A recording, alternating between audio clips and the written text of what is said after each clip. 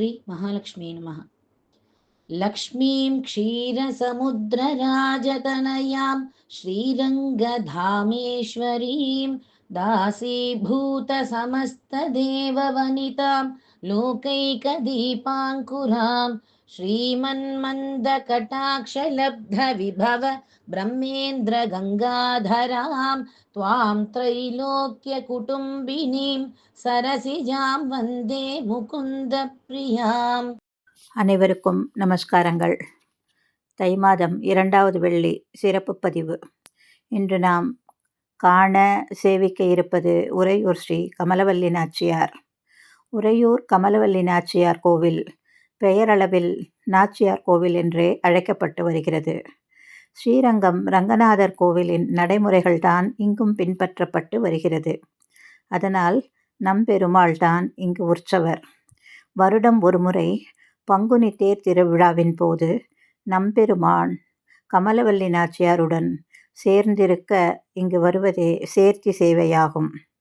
சேர்த்தி சேவைக்காக ஆறு, காடு, வயல், வாய்க்கால், வரப்பு எல்லாம் தாண்டி நம்பெருமாள், ஸ்ரீபாதம் தாங்கிகள் எனப்படும் கோவில் பட்டர்கள் மற்றும் பணியாளர்கள் நம்பெருமாளை பல்லக்கில் வைத்து தூக்கி கொண்டு வருகிறார்கள். பின்னர் சேர்த்தி சேவை முடிந்ததும் அதே வழியாக மீண்டும் ஸ்ரீரங்கம் சென்று கண்ணாடி அறையை அடைகிறார் நம்பெருமான்.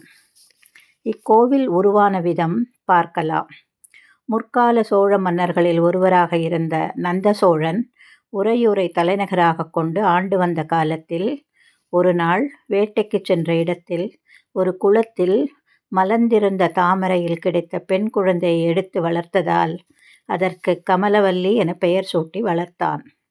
பருவ வயதை அடைந்த கமலவல்லி தன் தோழிகளுடன் சென்றபோது குதிரையில் மாப்பிள்ளை கோலத்தில் வந்த ரங்கநாதரை கண்டதால் அன்று முதல் அவர் மீது காதல் கொண்டாள். ரங்கனையே நினைத்து உருகினாள்.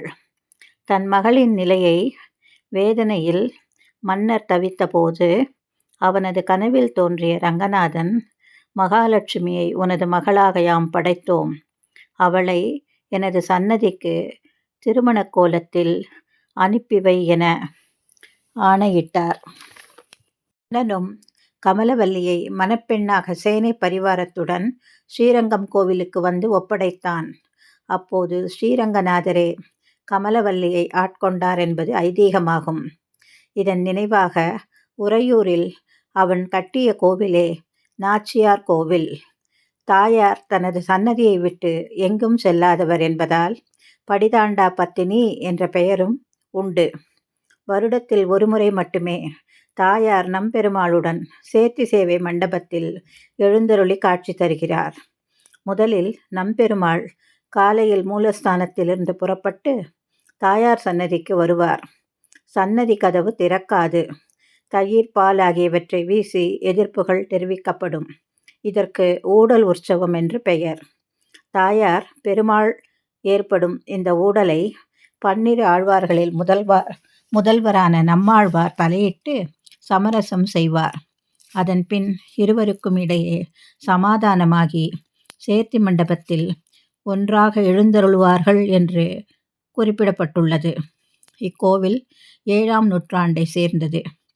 ஏகாதசி நன்னாளில் வழக்கத்திற்கு மாறாக ஸ்ரீ கமலவல்லி தாயார் விஷ்ணுவிற்கு பதிலாக சொர்க்கவாசல் வெளியே வரும் பாக்கியம் பெற்றவர். உற்சவங்கள்.